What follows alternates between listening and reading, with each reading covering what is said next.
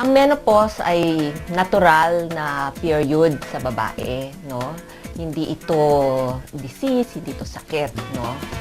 At pwede nating i-manage yung mga simptomas ng menopause sa maraming paraan.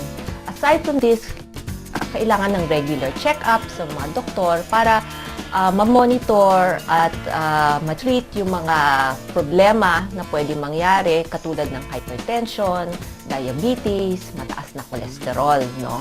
But, if we follow all of this, no, pag inalagaan natin ang ating kalusugan, then we can continue to maintain a good and healthy lifestyle even beyond our reproductive years and into the menopause. So, for a lot of women, this is actually a good time in their life, no? Hindi ka natatakot na mabubuntis ka, na hindi ka ready, no? Pwede mong i-pursue yung mga ibang activities mo. Pero syempre, magagawa lang natin kung healthy tayo. Menopause is not a disease state or a disorder. It can be a difficult time for some women, a little less so for others. Pero sa mga kabarkada natin na may mga asawang nagme-menopause, dagdagan ng pasensya at pag-unawa. This is Generation RX, your health and travel show that keeps you informed. Now, signing off.